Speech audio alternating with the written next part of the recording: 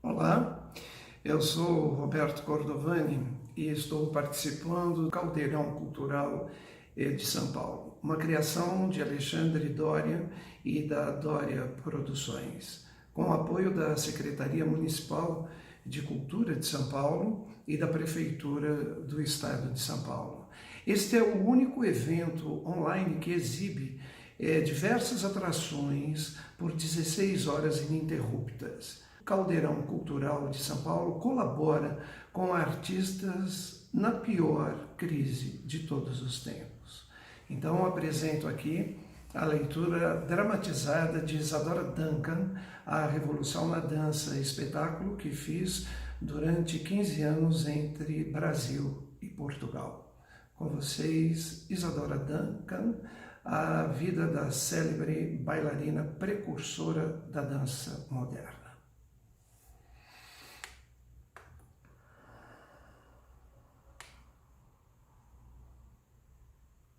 Querem saber quando comecei a dançar? No ventre materno. Nasci junto ao mar e notei que todos os grandes acontecimentos da minha vida sempre ocorreram nas suas proximidades. A minha primeira ideia do movimento da dança veio-me certamente do ritmo das águas. Vim ao mundo sob o signo de Afrodite. A ciência astrológica talvez não tenha hoje a importância que possuía no tempo dos antigos egípcios, mas não há dúvida que a nossa vida psíquica está sob a influência dos planetas. E se os pais compreendessem isso, haviam de estudar as estrelas para gerar filhos mais formosos. Como eu tenho pena das crianças que vivem constantemente vigiadas e que andam sempre muito bem vestidinhas. Nunca conheci os incessantes "não faça isso", que devem tornar tão infeliz a vida das crianças. Acredito que o destino de cada um de nós já é parte integrante do nosso ser. Quanto a mim, já era dançarina e revolucionária. Um dia, quando a professora do instituto falou de Deus, eu protestei. Fez muito bem, filha. Não existe Deus. O que existe é a tua alma para te ajudar. Minha verdadeira educação se fazia à noite. Minha mãe tocava no piano Beethoven, Schubert e lia Shakespeare em voz alta. Na escola, cada aluno teve que escrever a história da sua própria vida. Eu escrevi mais ou menos assim. Quando eu tinha 5 anos, morávamos numa casa da rua 23, mas não pudemos pagar o aluguel e tivemos que nos mudar. Fomos para a rua 17, mas logo depois não tínhamos dinheiro e o proprietário se zangou. Então nos mudamos para a rua 10. A professora supôs que eu tivesse feito aquilo de propósito. Mandou chamar a minha mãe, que se pôs a chorar, confessando que naquilo tudo só havia verdade. Lembro-me também do suplício que era estar imóvel, sentada em um banco de pau com o estômago vazio. Eu não me lembro de ter sofrido em casa por causa da nossa pobreza, que me parecia uma coisa natural. Mas quem são essas crianças sentadas no chão, filha? Oh, mãe, eu estou ensinando movimentos com os braços. Aos 12 anos, os meus alunos de dança eram tantos que eu disse à mamãe ser inútil mandar-me ao colégio, onde eu perdia tempo em vez de ganhar dinheiro. Levantei os cabelos e passei a dizer que tinha 16 anos. Mas nunca tivemos hora para nos deitar ou levantar. E sempre ignoramos qualquer espécie de disciplina. Chego mesmo a pensar que minha mãe esquecia completamente de nós. E embebida na música ou nos versos que gostava de declamar, vivia alheia de tudo que a cercava. Só agora posso avaliar como toda a vida da minha mãe foi arruinada pelo puritanismo da América. Mas de toda a família eu era a mais corajosa. E quando já não havia mais nada em casa para comer, Era eu que estava sempre pronta para conseguir comida. Isto foi uma excelente escola. Ganhei armas com que lutar mais tarde contra a crueldade dos donos de teatro. Quando ouço pais de família dizerem: eu trabalho para descender, ou melhor, para deixar a minha descendência amparada. Pergunto-me se eles não percebem que com isso afastam da vida dos filhos o espírito da aventura. A melhor herança para um filho é permitir que ele mesmo desbrave o seu caminho. A vocação já vem do berço e poucos pais compreendem assim. E a pretensa educação dada aos filhos não lhes abre outro caminho que o da vulgaridade, impedindo-os de fazer qualquer coisa de bela e original durante a vida. Mas quem sabe se não é isso que está certo? Do contrário, onde iríamos buscar os milhares de bancários que são indispensáveis à vida civilizada? Esse gênero não é para o teatro. Isso que você dança parece coisa de igreja. Eu e minha mãe partimos para Chicago. Eu pretendia ser logo contratada e que tudo correria às mil maravilhas. Paguei um quarto e com o restante ainda comprei uma caixa de tomates que por uma semana foi o nosso único alimento. Eu creio que nunca mais na minha vida passei momentos tão penosos como durante aquele verão. E sempre que volto a Chicago, ao rever as suas ruas, eu sinto uma angustiante sensação de fome. Senhor Daly! Eu tenho uma grande ideia e provavelmente o senhor é o único homem neste país capaz de compreendê-la. Descobri a dança. Como? Eu descobri a arte que estava perdida há 2000 anos. O senhor conseguiu realizar um magnífico e artístico teatro, mas falta nele uma coisa que fez a grandeza do antigo teatro grego, a alma da dança. E como é o seu nome? Eu me chamo Isadora. Temos que estar em Nova York no próximo mês. Eu fui contratada pelo grande Augustin Daly. Quem? Oh mãe, ele é o dono da companhia de teatro mais importante dos Estados Unidos. Ai, filha, mas como é que vamos arranjar dinheiro para as passagens? Milagre! O dinheiro chegou e com ele minha irmã e meu irmão. Que levados pelo meu telegrama já nos supunham em situação de prosperidade. Nas turnês, quando saudávamos numa estação, eu nunca ia para o hotel, saía em busca de qualquer lugar barato, já que a companhia não me pagava as despesas. Eu creio não haver nada mais digno de lástima do que um elenco em turnê. Nova York já não dava. Mas somos uma família de loucos. Preferíamos não comer para passarmos os dias no Museu Britânico. Não, mas na madrugada do quarto dia convenci minha família que deviam me acompanhar. Levei-os a um dos melhores hotéis de London. Acabamos de chegar e a nossa bagagem virá mais tarde de Liverpool. Oh, yes, madame. Por favor, sirva-nos um café bem reforçado no quarto. Oh, of course, madame. De vez em quando eu telefonava à recepção, para perguntar pelas nossas bagagens. Desculpa, sem mudar de roupas, nós não podemos sair do quarto, nem para ir à sala de refeições. Oh, I'm so sorry, madame. E foi sob esse pretexto que obtivemos o jantar no quarto. Sentia-me reconfortada por um sentimento estranho, misto de admiração por aqueles que têm uma vontade e sabem realizá-la. Desprezo pelos outros, os infelizes, que nada alcançam, porque vivem sempre esperando.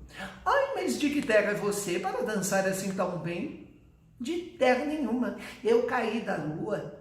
Ah, sou a senhora Campbell. A minha casa reúne tudo que Londres conta de melhor entre artistas e escritores. Eu quero apresentá-la ao príncipe de Gales, e isso pode contribuir para que a sua fama se espalhe. Guardo uma profunda impressão da Expo de 1900 em Paris. As danças de Sadako, a grande artista japonesa, o pavilhão de Rodin, onde as suas obras completas eram apresentadas pela primeira vez ao público. Bom, por aquele tempo eu ainda não conhecia Rodin, mas percebi logo que estava diante de um novo mundo. E o balé clássico nos ensina que é uma mola situada na base da coluna vertebral. Desse eixo partem os movimentos livres do corpo, dando ao conjunto a impressão de um boneco articulado. Acredito na fonte da luz vibrante, a força centrífuga do espírito. O balé clássico é mecânico, artificial, indigno da alma. Escutem bem a música. Escutem, mas com a alma.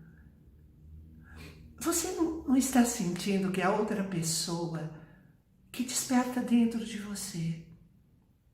E essa pessoa faz você levantar a cabeça, mexer com os braços e caminhar para diante na direção da luz. Foi assim que se originou a teoria em que apoiei a minha escola. E foi por isso que as crianças da minha escola, diante das salas cheias do Metropolitan, conseguiram manter o público em suspenso, num verdadeiro encantamento magnético, como só conseguem os artistas mais notáveis. Mas à medida que elas crescem, a influência da nossa civilização materialista mata essa força inata que é a fonte de inspiração. O fato é que a terra americana tinha moldado como molda a maioria dos seus filhos. Tinha feito de mim uma puritana, uma mística, um ser que luta mais para descobrir uma expressão heróica do que uma expressão sensual. Estou chegando de Berlim e ouvi dizer que a senhora dança de pés nus. Eu fiquei chocada com essa descrição. Danke gut.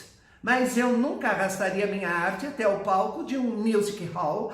Mas os maiores artistas têm representado nesta casa de espetáculos e o que lhe ofereço é um ótimo contrato.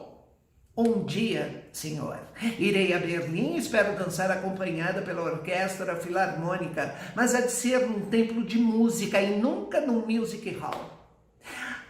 Mas o gênio de Rodin continuava a perseguir-me. Estive no seu ateliê. Mostrou-me as suas obras com a simplicidade dos grandes homens. Vinha-me a impressão que sob essas carícias, as carícias dele nas esculturas, o mármore amolecia. Rodin passou também a sua mão pelo meu pescoço, peito, quadris, modelando o meu corpo. Quantas vezes não lamentei aquele ataque de medo que me privou de oferecer a minha virgindade ao grande Rodin. Mas a partir deste tempo e por muitos anos ainda, Agustin Rodin foi sempre o meu mestre e meu amigo. Mas eu comprei um terreno no mesmo nível da Acrópole. Aí será construído o nosso templo. As pessoas não têm feito outra coisa senão nos afastar dos nossos ideais, mas a partir de agora o clã Duncan se bastará a si mesmo. Nunca mais abandonaremos Atenas. Não tínhamos qualquer contato com a população de Atenas, tanto assim que nenhuma importância demos quando nos vieram, ou melhor, nos disseram que o rei da Grécia tinha vindo a cavalo visitaram o nosso templo. O público aplaudia com luvas de pelica branca. Eles não podiam admirar a minha arte com sinceridade. O bailado clássico há de ser sempre a dança preferida pelas personagens reais.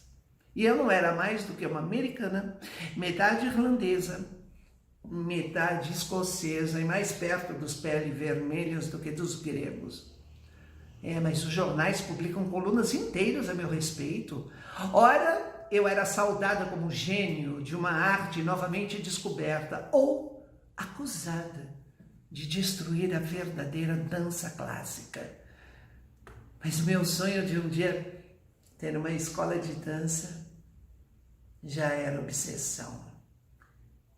Enquanto eu ensaiava Tannhäuser, a viúva de Richard Wagner veio ao meu encontro para me dizer que eu estava sendo inspirada pelo seu marido, que o que ele escreveu coincidia exatamente com a minha intuição.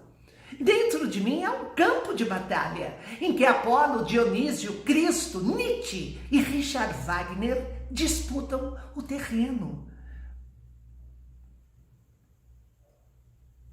Será possível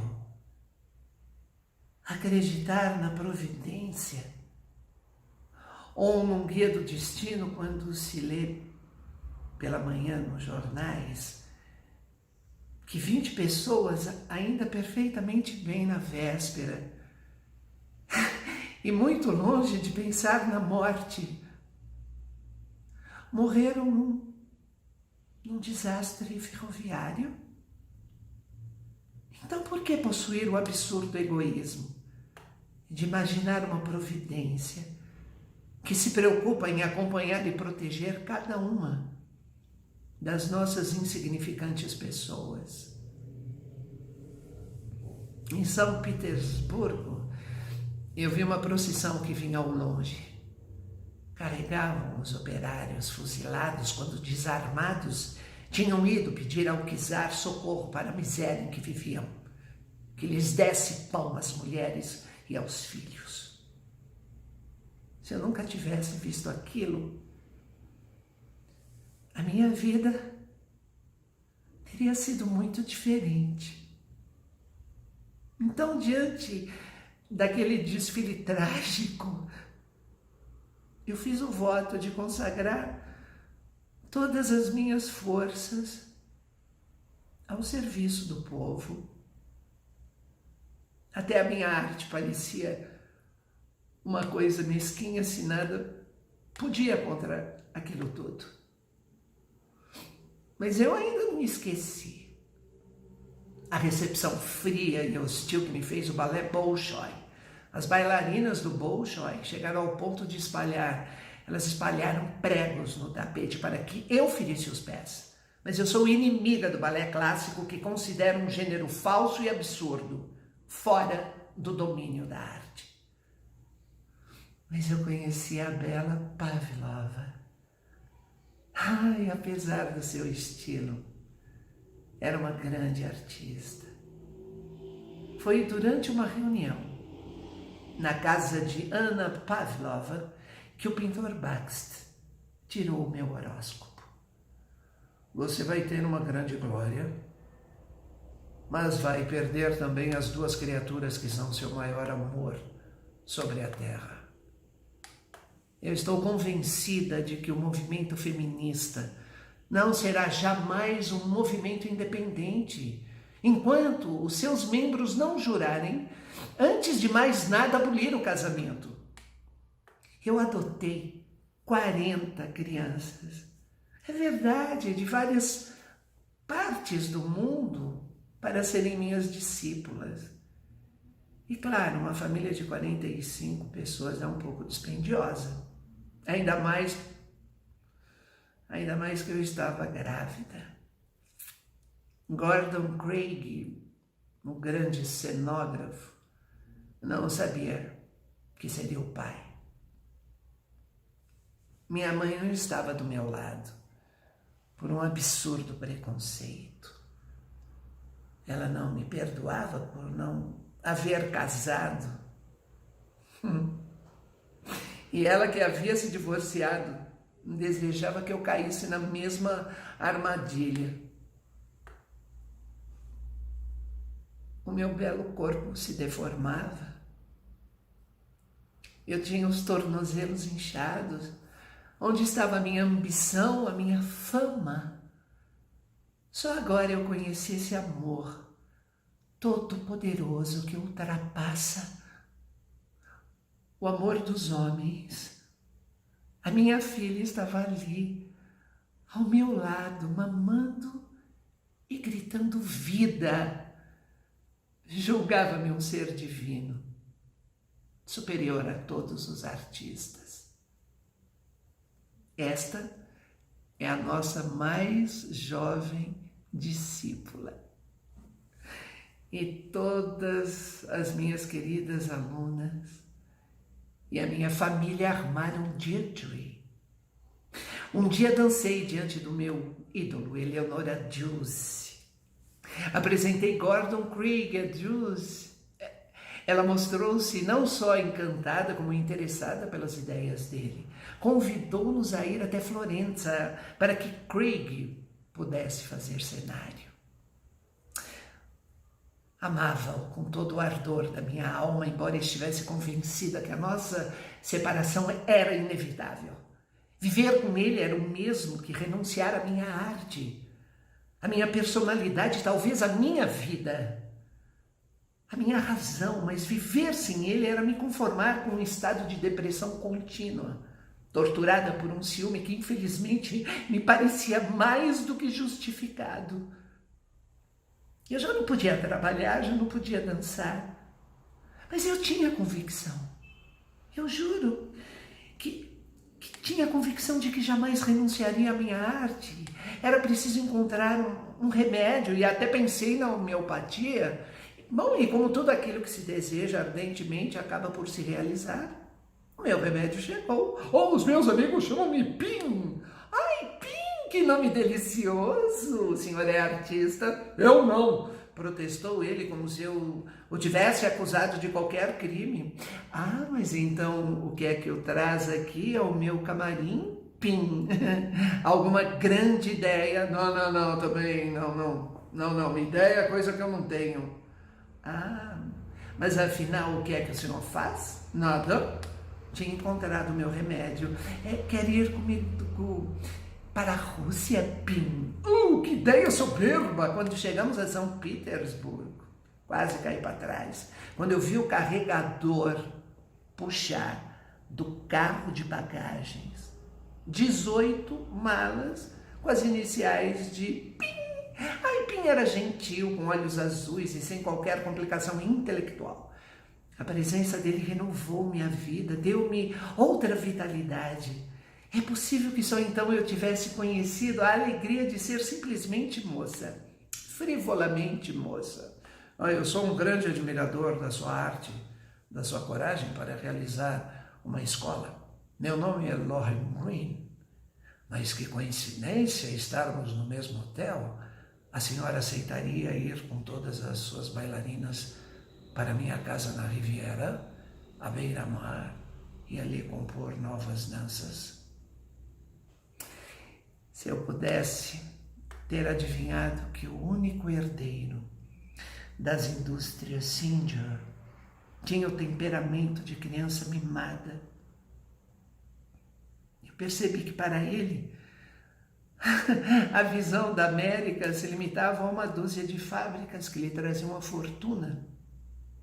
Lembrei que tinha um novo contrato com o meu empresário. Não deixa de ser curioso que ao nos separarmos da criatura que amamos,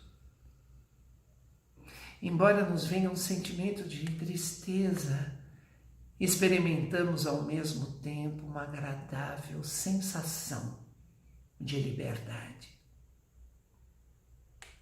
Certo dia, sentada, isolada a um canto, pareceu-me ver de repente a figura de um menino confundindo-se com a figura de um anjo. Colocando a minha filha Deirdre no colo, murmurei-lhe: você vai ter um irmãozinho. Eu mandei um telegrama a Lochlin Green e ele não tardou em vir encontrar-me em Veneza. Me pergunto se uma mulher pode verdadeiramente ser uma artista. Pela segunda vez achava-me imobilizada, separada da minha arte. Por uma manhã de maio, o meu segundo filho nasceu. Ah, que bebê lindo, mamãe! Agora você não precisa se preocupar. Eu vou tomar conta dele sempre.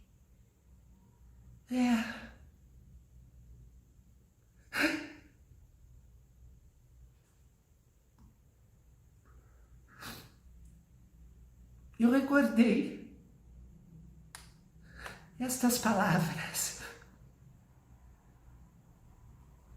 quando a minha filha morreu, com seu irmão ainda agarrado entre os seus bracinhos já duros.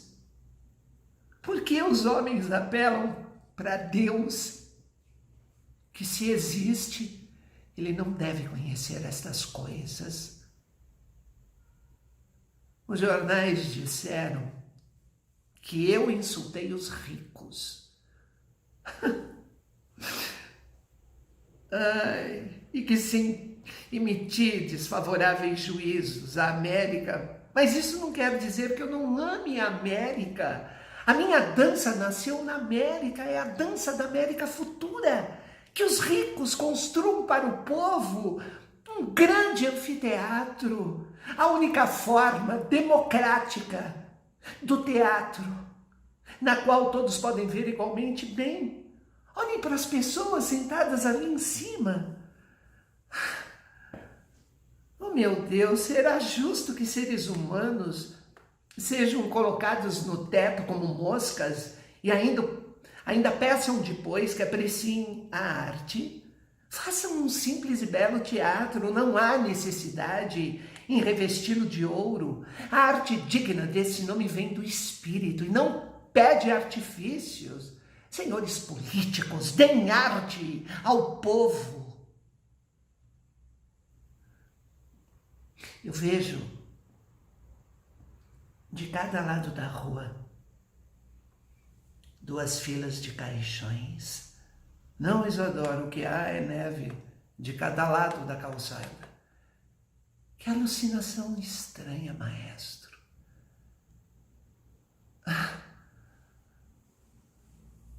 Com certeza é do cansaço. Você está com febre, de forma alguma deve dançar hoje. Mas eu tenho horror a desapontar o meu público. Eu insisto que me deixem partir para o teatro.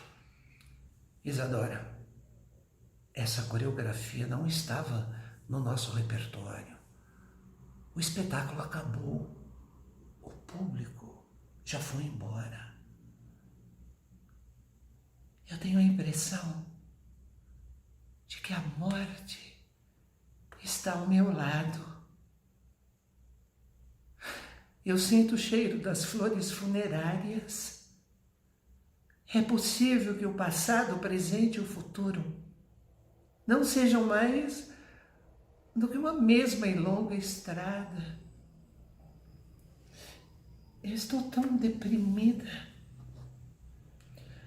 com um estranho sentimento que uma desgraça não tardará a chegar. A cada dia parecia-me mais difícil me afastar dos meus filhos.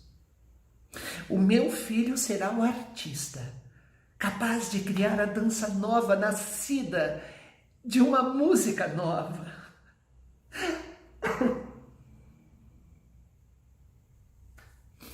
Que dor! Que dor não teria sido a minha se eu tivesse pressentido que esses 2 seres andavam tão perto do país das sombras de onde viajante algum retorna jamais.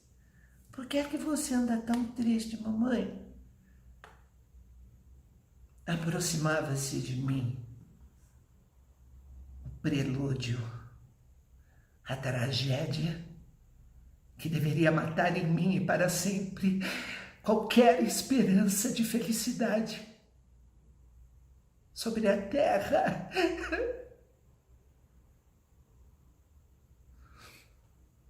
Há dores que matam.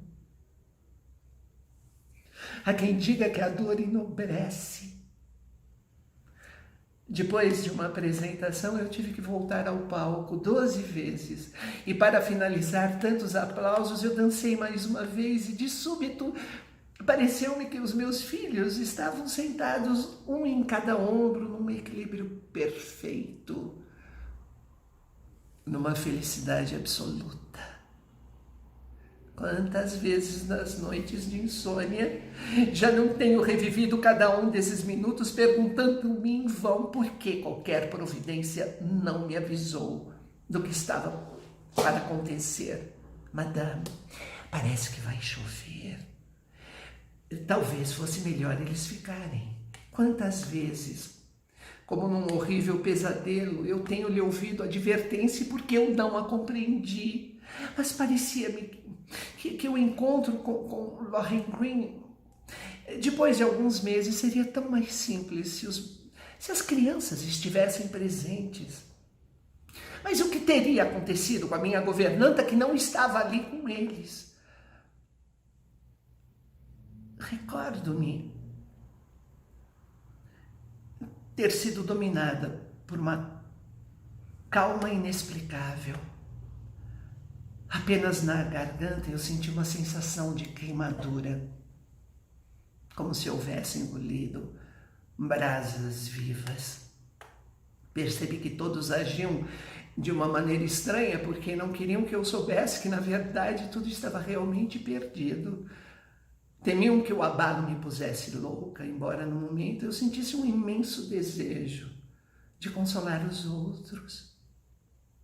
Será que eu teria atingido a uma tal clarividência que já me permitia não aceitar a morte como um fato real e que a alma dos meus filhos continuava a viver, porque apenas 2 vezes na vida se ouve o grito desesperado das mães, no instante do nascimento e da morte de seus filhos. Eu só tinha um desejo, é que aquele horrível acidente com o carro no fundo do rio Sena que matou os meus 2 filhos e a governanta se transformasse num ato de beleza, e que todos e todas essas pessoas de luto possam se transformar em beleza. Todos fazem da morte um horror macabro em vez de uma exaltação.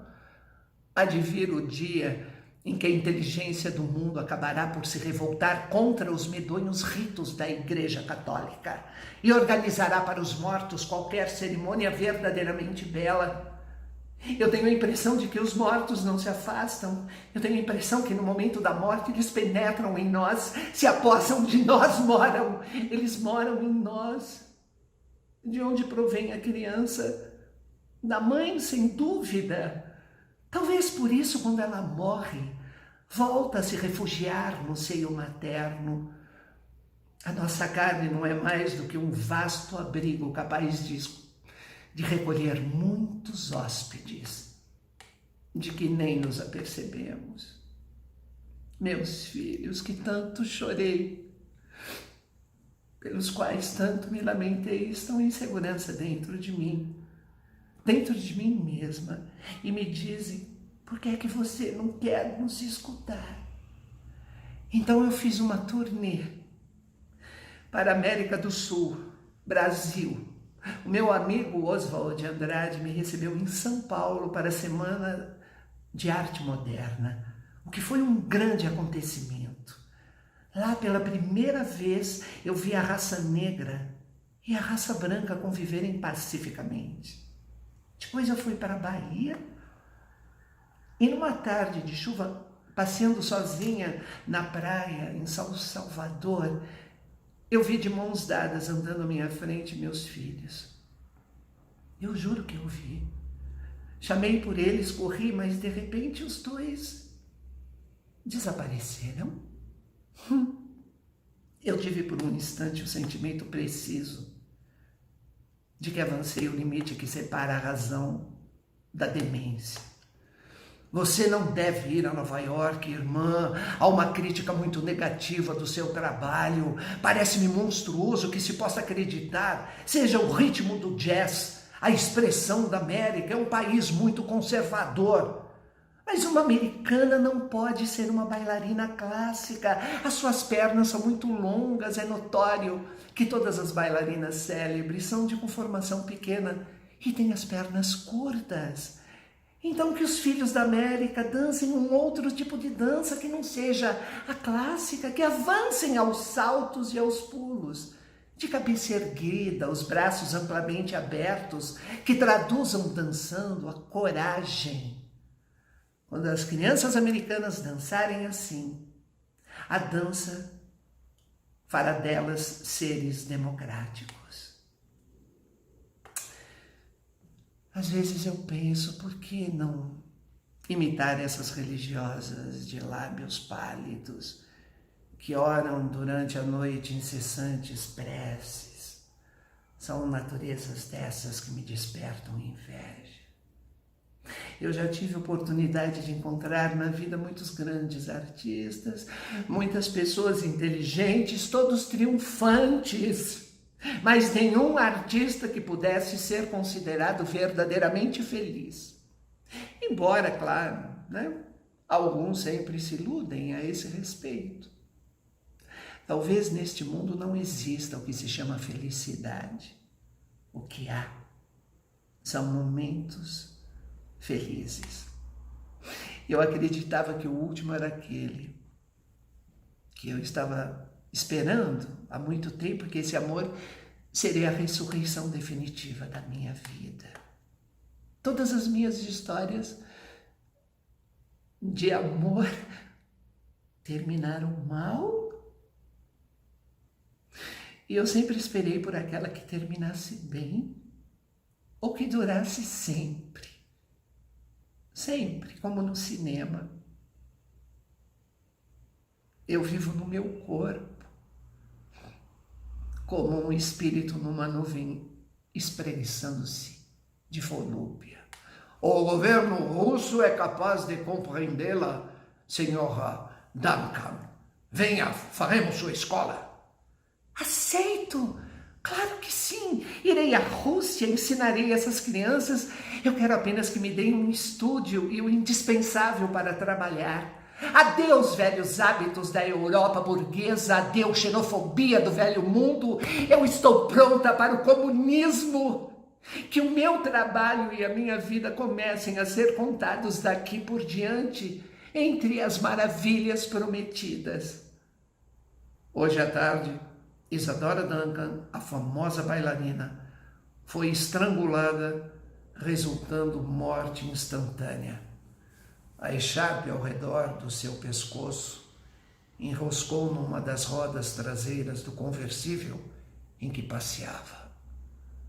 O seu corpo foi arrastado para fora, desfigurando por completo o seu rosto.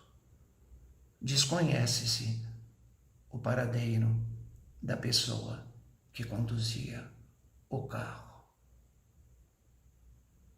E aqui termina Isadora Duncan, a revolução na dança.